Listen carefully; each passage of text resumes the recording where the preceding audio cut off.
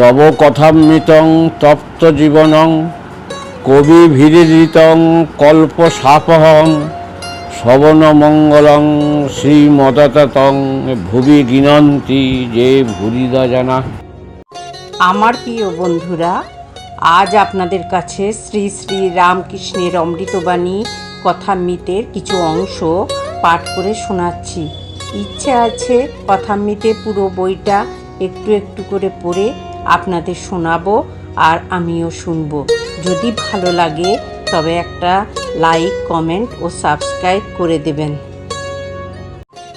আমার প্রিয় বন্ধুরা, আজ আমরা পরম পুরুষ শ্রী রামকৃষ্ণের মুখনিসৃত অমৃতবাণী কথামৃতের পরবর্তী অংশ পড়ব। ঠাকুর ভাবাবিষ্ট হইতেছেন ও কিয়ৎক্ষণ ভাবে দাঁড়াইয়া আছেন। ভাব সংবরণ করিবার জন্য মধ্যে মধ্যে বলিতেছেন, জল খাবো। দেখিতে দেখিতে বাড়ির ছেলেরা ও আত্মীয় বন্ধুরা আসিয়া দাঁড়াইলেন। ঠাকুর ভাবাবিষ্ট হইয়া বেঞ্চের উপর বসিতেছেন। একটি 17-18 বছরের ছেলে সেই বেঞ্চে বসিয়া আছে। বিদ্যাসাগরের কাছে পড়াশোনার সাহায্য প্রার্থনা করিতে আসিয়াছে। ঠাকুর ভাবাবিষ্ট, ঋষির অন্তর্দৃষ্টি, ছেলের অন্তরে ভাব সব বুঝিয়াছেন। একটু সরিয়া বসিলেন ও ভাবে বলিতেছেন, মা, এ ছেলের বড় সংসার আসক্তি। তোমার অবিদ্যার সংসার, এ অবিদ্যার ছেলে। যে ব্যক্তি ব্রহ্মবিদ্যার জন্য ব্যাকুল নয়, শুধু অর্থকারী বিদ্যা উপার্জন তাহার পক্ষে বিড়ম্বনা মাত্র। এই কথা কি ঠাকুর বলিতেছেন? বিদ্যাসাগর ব্যস্ত হইয়া একজনকে জল আনিতে বলিলেন ও মাস্টারকে জিজ্ঞাসা করিতেছেন, কিছু খাবার আনিলে ইনি খাবেন কি? তিনি বলিলেন, আজ্ঞে, আনুন না। বিদ্যাসাগর ব্যস্ত হইয়া ভেতরে গিয়া কতকগুলি মিঠাই আনিলেন ও বলিলেন, এগুলি বর্ধমান থেকে এসেছে। ঠাকুরকে কিছু খাইতে দেয়া হইল। হাজরা ও ভবনাথ কিছু পাইলেন। মাস্টারকে দিতে আসিলে পর বিদ্যাসাগর বলিলেন, ও ঘরের ছেলে, ওর জন্য আটকাচ্ছে না।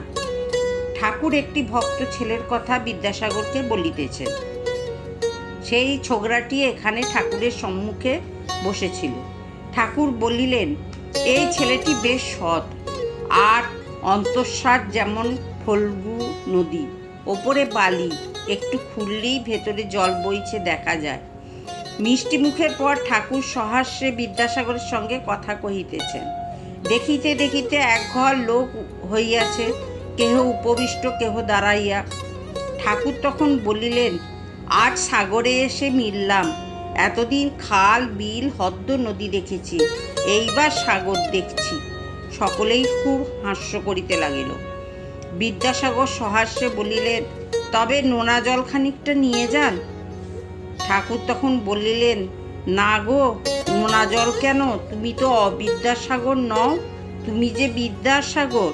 সকলেই হাসিতে লাগিল। তুমি ক্ষীর সমুদ্র। বিদ্যাসাগর তখন বলিলেন, তা বলতে পারেন বটে। বিদ্যাসাগর চুপ করিয়া রইলেন। ঠাকুর কথা কহিতেছেন। বন্ধুরা, আজ এই পর্যন্ত। আবার আমরা আগামীকাল পড়ব।